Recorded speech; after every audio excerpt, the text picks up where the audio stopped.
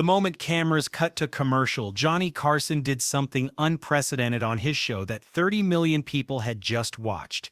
He hurled his microphone to the floor and stormed backstage. Don Rickles followed him, shouting, "Johnny, wait!" The Tonight Show staff stood frozen in complete shock. Carson had never behaved like this in his 25-year career.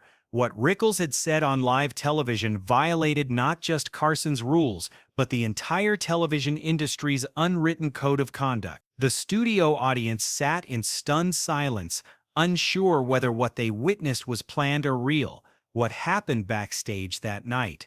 No one could have predicted. Don Rickles sat on the balcony of his Beverly Hills home, smoking a cigarette. His eyes were locked on the lights of the NBC buildings in the distance. Los Angeles neon signs danced in the night darkness, but only one thing occupied Rickles' mind: Johnny Carson. His wife, Barbara, called from the kitchen. "Don, you have that look again. What are you planning?" "Just thinking, sweetheart." Rickles interlaced his fingers. His palms were sweaty. They always were before making a big move. Johnny Carson has been sitting on that throne for 11 years. Maybe it's time to shake him up a bit. His wife, Barbara, came to the balcony with a steaming coffee cup in her hand, the late evening California air carrying the scent of jasmine from their garden. She had known her husband for 23 years and had seen this particular expression before. He had the same look before the night he made Dean Martin cry in front of a packed audience. "Don Rickles, how many times has Carson saved you? That man made you a star. Look, Barbara, I'm not his dog." Rickles took a strong drag of his cigarette, the ember glowing red in the darkness. He slowly exhaled the smoke, watching it dissipate into the night air as he looked toward the NBC buildings twinkling in the distance like a constellation of power. "Carson invites me because I'm dangerous. He takes risks because ratings go up." That familiar gleam appeared in Rickles' eyes, the same one Barbara had learned to recognize over 2 decades of marriage. Barbara knew that gleam all too well. "But what if I become really dangerous?" But there was something Rickles didn't know. At that moment, in his office on the 30th floor of NBC, David Tebet was talking on the phone. "Yes, Carson needs to be careful this week. The pressure from Congress is too much. Senator Murphy is asking questions about television content." Tebet's assistant Mike, standing across from him, was taking notes. "Mr. Tebet, what should we do about Rickles? He's a guest on Wednesday." Tebet paused. "Rickles, he was a weapon of mass destruction. Very effective, but very dangerous." "Cancel Rickles, sir. Cancel him, Mike. Tell Carson he's sick or something." "I don't want Rickles this week," Mike wrote in his pocket notepad. But what Tebet didn't know was that Mike was also Carson's man, and Carson had no idea that his boss was trying to control him. 1973, America was in turmoil. The Watergate scandal was at its peak. Trust in Nixon was shattered. Every night, 60 million Americans watched the news on television, trying to understand what the truth was. Television was more powerful than ever. Johnny Carson wasn't just a talk show host. He was America's nighttime king. What was said on The Tonight Show became morning newspaper headlines. Politicians lined up to appear on his show. One of Carson's jokes could end a senator's career. NBC's boss David Tebet was particularly sensitive. Congress was asking questions about television content, and Tebet worried every night about what Carson might say. Johnny must be controlled. He always was anyway. Carson was professional, reliable, predictable. Carson was control itself. Everything happened with his permission. Every guest, every joke, every gesture passed through his filter. For 11 years he had perfected this system. No one challenged him. Carson's desk was sacred. Carson's word was law. Carson's decision was final. Until Don Rickles made his plan 3 days earlier. Carson was having dinner with Ed McMahon at Danny's restaurant on Sunset Strip. They met here every Monday to discuss the week's programming. While Carson cut his steak, McMahon read the guest list. Tuesday, Diana Ross. Wednesday, Don Rickles. Thursday, stop. Carson put down his fork. Don Rickles. On Wednesday? Yes, why? McMahon noticed the change in Carson's facial expression. Is there a problem? Carson sipped his wine and looked at McMahon. Ed, I'm going to tell you something, but this stays between us. Of course, Johnny. Tebet wants to cancel Don. McMahon was surprised. Why? Congressional pressure. Political correctness. Don is uncontrolled. And what do you think? Carson remained silent for a long time. Conversations continued around the restaurant. Waiters cleared tables. But only one thing was on Carson's mind. Who controls whom? Tebet or me? Ed, I've been doing this job for 11 years. For 11 years I've been speaking to 30 million people every night. And now someone is trying to tell me who I can have as a guest. Johnny, Don stays. Don Rickles will be a guest Wednesday night. McMahon looked at Carson with a concerned expression. Johnny, this could harm your career. Carson smiled. But this smile was cold, without any warmth. Ed, career means freedom. Without freedom, there's no career. Meanwhile, the phone rang in the NBC control room. Tebet's assistant Mike picked up the bag phone. NBC Mike speaking. Mike, this is Johnny. Mike's heart raced. Carson almost never called him directly. Mr. Carson, how can I help you? Mike, did you talk to Tebet? About what subject, sir? The Don Rickles matter. Mike began to sweat. Tebet had assigned him to monitor Carson, but Carson also expected his loyalty. He was caught between two fires. Sir, Mike, listen to me. Carson's voice was very calm but decisive. Don Rickles will be a guest Wednesday night. This is my decision. Tell Tebet. But Mr. Carson, Mr. Tebet was very clear. Mike, Carson's voice now carried danger. Who do you work for? Tebet or The Tonight Show? Mike swallowed. The Tonight Show, sir. Then this is my decision. Don Rickles will take the stage Wednesday night. Carson hung up. Mike stood there with the phone. Frozen. What would he do now? If he told Tebet, he would betray Carson. If he didn't tell him, he would betray Tebet. But he knew one thing. Johnny Carson was much more powerful than Tebet. Ed McMahon was sipping his coffee in his office on the 6th floor of the NBC building. His eyes showed the desk clock, 9:30 a.m. Carson usually came at 10. Rickles was never predictable. On McMahon's desk lay that day's schedule. The Tonight Show, May 1973.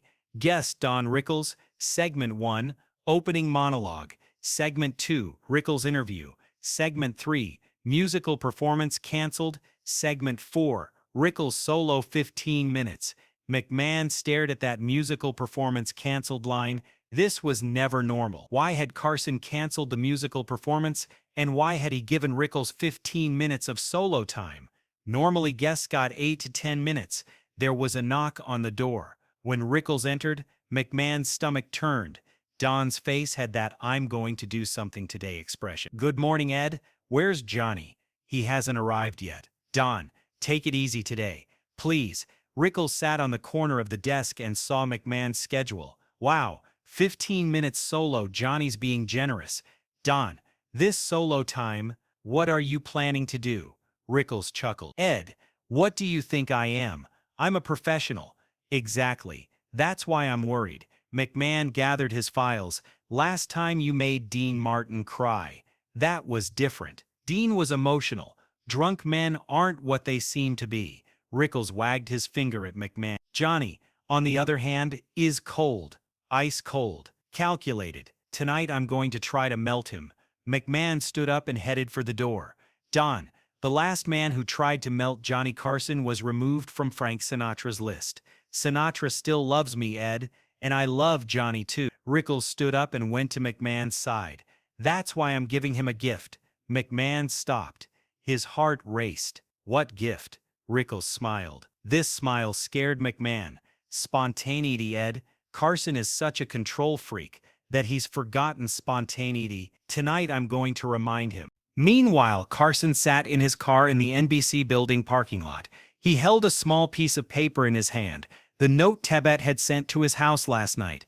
Johnny, Don Rickles shouldn't go too far tonight. Please remind him. NBC's reputation is your reputation. DT Keys and Carson slowly tore up the note and scattered the pieces below. For 11 years he had been receiving these notes. Don't do this, Johnny. Don't say that, Johnny. Be controlled, Johnny. Enough was enough.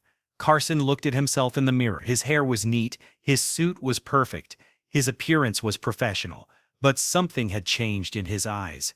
He was no longer just Johnny Carson, but someone preparing for war. Studio 6B was considered the heart of NBC, the red curtain stage, 2,000-sheet audience section, and that famous desk, Johnny Carson's desk. That desk wasn't just furniture, it was the throne of American television. When you entered Studio 6B, you first felt the coldness, not just physical, but psychological. Because the air conditioning systems ran constantly to keep the blazing TV lights from overheating the space, the air was always kept at a crisp 62 degrees. The famous burgundy red curtains hung like theater drapes, framing the most important stage in America. 2,000 red velvet chairs sat empty in perfect rows, only technical staff preparing for what would become one of television's most memorable nights. Cameraman Joe adjusted his lenses with nervous precision.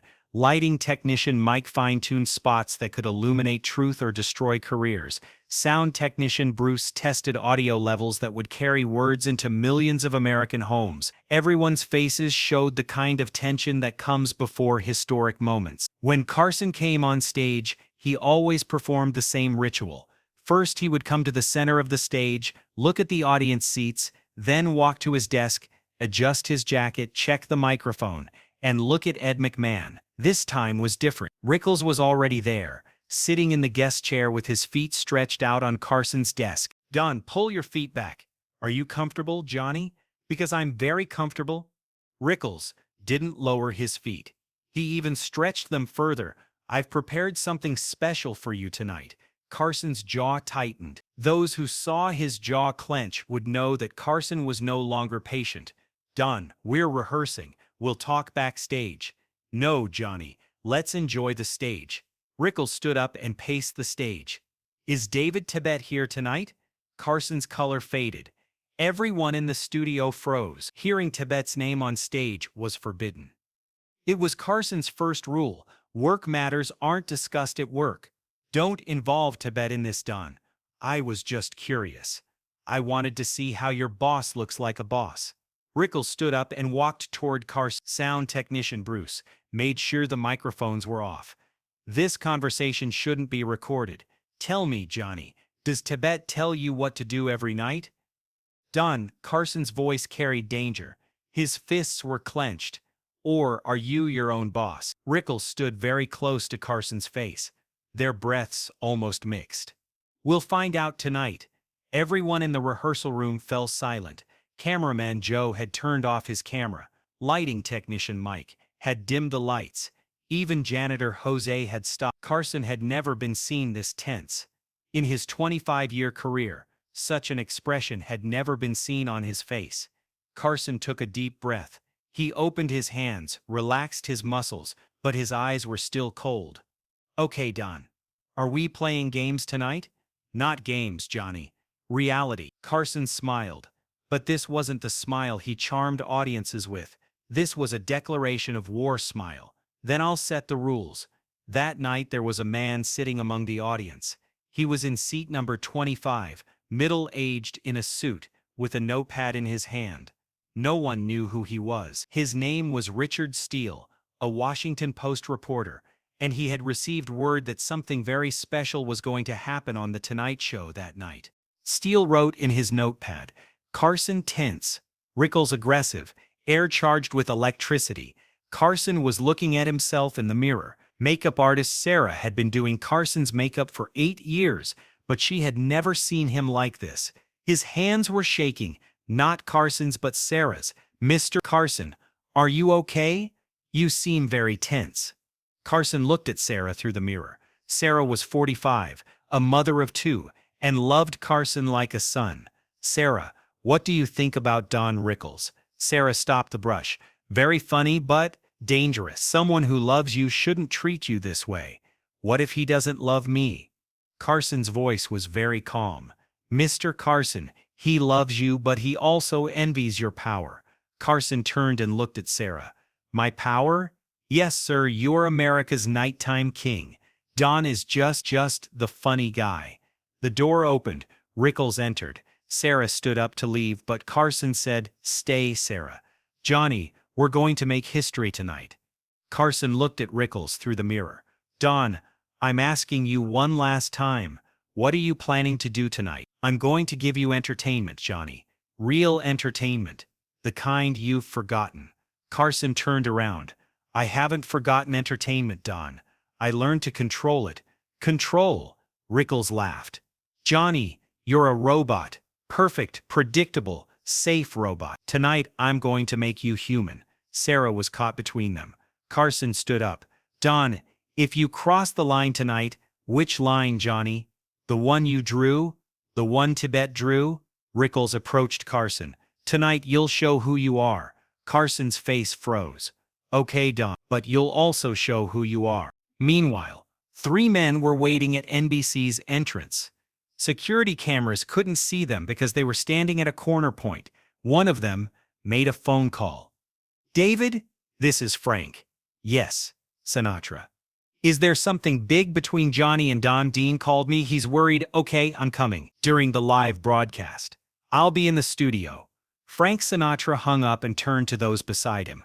"Boys, Carson and Rickles have gone crazy. We're going in." Security guard was surprised to see Sinatra. "Mr. Sinatra, we didn't know you were coming here tonight." "Surprise visit, Jimmy. I'm Carson's friend." 11:30 p.m., the opening theme music began. 300 people in Studio 6B were standing and applauding. Carson came on stage. His usual smile was there, but his eyes were cold. The audience had watched him so much that they immediately noticed this difference. There was unease within the applause. "Ladies and gentlemen, welcome to The Tonight Show. I'm Johnny Carson." Wave of applause. Carson sat at his desk, Ed McMahon beside him. It was visible to the camera that McMahon's hands were sweaty. "Johnny, we have a great show tonight." "Thank you, Ed." Carson approached the microphone. His voice was clearer, more decisive than usual. "Our guest tonight is someone who will test me. Don Rickles." The audience went wild, but they had heard Carson say "someone who will test me." This wasn't a normal introduction. This sounded almost like a challenge. When Rickles came on stage, he looked different from usual. More determined, more focused, more dangerous. The audience applauded, but when Rickles' facial lines were reflected on camera, the applause decreased. In the NBC control room, director Tommy was watching the screens. "Folks, we're going to be very careful tonight. Something's up between Carson and Rickles." Sound technician, "Tommy, should we put extra control on the microphones?" "Yes. Have manual override ready. We need to be able to cut the microphone immediately if necessary." Cameraman, "Tommy, should we reduce Rickles' close-ups?" "No. We'll record everything. History is being made." 11:35 p.m. The first 5 minutes went normally. Rickles was making his usual jokes. Carson was in control. "Don, how are things in Las Vegas?" "Las Vegas is great, Johnny. No one there tries to control me." Carson's smile tightened. The audience had heard the word control and become uneasy. "You use the word control a lot." "Because I see it a lot." Rickles turned to the audience. "This man," he pointed at Carson, "is such a control freak that he writes a script before going to the bathroom." The audience laughed, but Carson didn't. He smiled, but there was no warmth in his face. 11:38 p.m. Rickles became more aggressive. "Johnny, I'm going to ask you something, and I want you to tell America the truth." Carson stopped. "Truth?" "Yes, Johnny, the truth. Are you the same as Ronald Reagan?" The audience was surprised. Reagan was California's governor at the time, but a much-talked-about politician. Carson's face changed. "Don, we're not getting into politics." "Why not, Johnny? Because the boss doesn't want it?" Meanwhile, Frank Sinatra slipped in through the audience door. The security guard seated him in the back rows. Sinatra was looking at Carson, appearing worried. Rickles saw Sinatra but didn't tell Carson anything. This was his ace. 11:42 p.m. Rickles was now warmed up. "Johnny, did the big boss visit you today?" Carson's face changed. "Which boss?" "David Tebet, NBC's big boss. The man who tells you what to do." Panic began in the control room. Director Tommy shouted, "Cut! Cut!" But they were live on air. Carson took the microphone in his hand. "Done. Maybe other topics." "No, Johnny. Let's discuss this topic." Rickles turned to the audience. 300 people weren't breathing. "Ladies and gentlemen, there's something you don't know." Johnny Carson asks Tebet for permission every night. "Sir, can I say this tonight? Can I do this?" The audience was no longer laughing. There was unease in the air.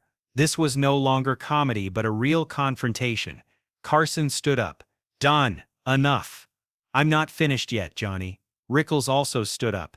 The two men faced each other. "Let's see the list Tebet gave you." "Don't talk politics, Johnny. Don't lose control, Johnny. Don't be human, Johnny." 11:44 p.m. Carson cut off the microphone. The studio fell silent. For 15 seconds, 30 million Americans waited at their screens. Carson and Rickles were looking at each other. The audience wasn't breathing. Ed McMahon was sweating. Sinatra was ready to stand up. Carson turned the microphone back on. "Done." His voice was very calm. "Do you think I'm a robot?" "Yes." "So what do robots do?" "What did you say?" Carson began to laugh. First quietly, then loudly. But this laughter was cold, calculated. "What do robots do, Don?" Rickles was surprised. This wasn't part of his plan. Carson should lose control, get angry, but instead he was laughing. "I don't know, Johnny. You tell me." Carson turned to the audience. "Robots, as Mr. Rickles thinks, are programmable. But I'm going to use different programming."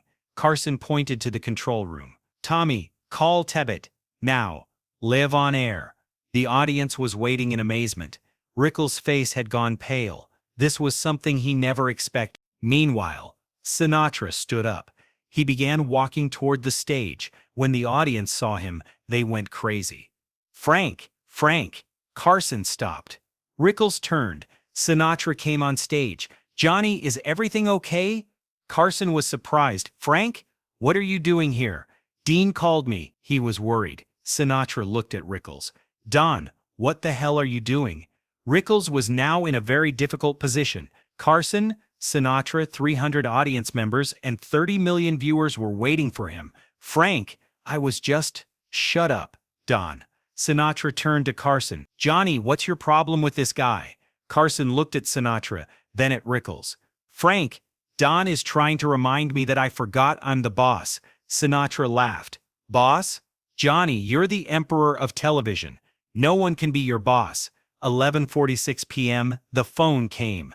Carson put it on speaker. "David? Johnny, I'm live on air.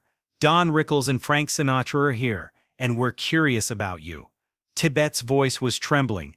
"Johnny, what are you doing?" Carson looked at Rickles, then at Sinatra. "David, Don thinks you control me. Frank says I'm the emperor of television. What do you say?" Silence. "David? Johnny, discuss this later." "No, David. Now. 30 million people are listening. Frank Sinatra is here. Don Rickles is here. And I'm here. Do you control me?" Long silence. Then, "No, Johnny. You are the Tonight Show. You decide." Carson hung up and turned to Rickles. "There you go, Don. I'm not a robot.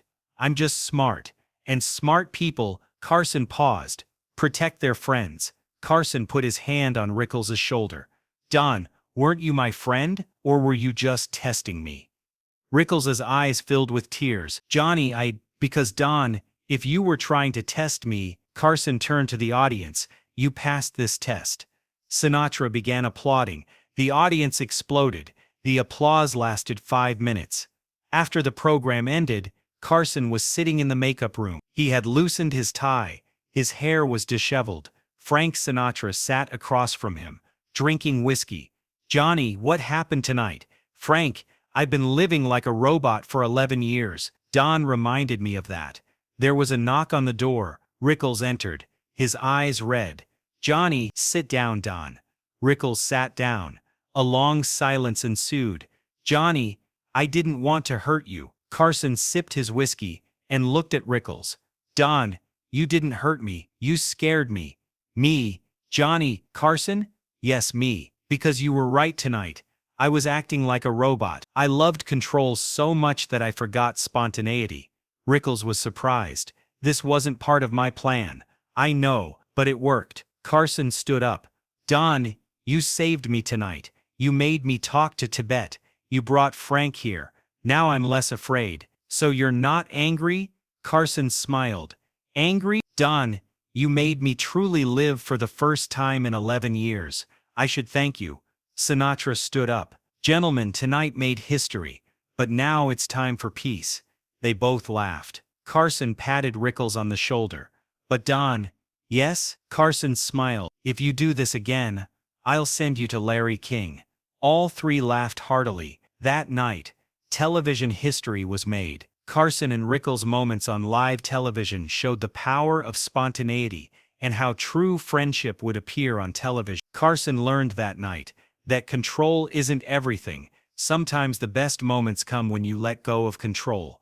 Richard Steele, the Washington Post reporter, came out the next day with this headline: Carson breaks free, television emperor challenges his boss. Years later, when Carson retired to his Malibu home and spent his final years away from the spotlight that had defined him, he would sit on his own balcony overlooking the Pacific Ocean and remember that night with crystal clarity. The sound of the audience's thunderous applause still echoed in his memory. He would tell visitors and close friends, "Don killed me and brought me back to life that night. Frank reminded me of my power. I'm forever grateful to both of them." That night, it wasn't just Johnny Carson who was born, but the real Johnny Carson, the man who learned that sometimes you have to lose control to truly be in control. This story has come to an end, but the legacy Johnny Carson left behind will continue to live on in our hearts.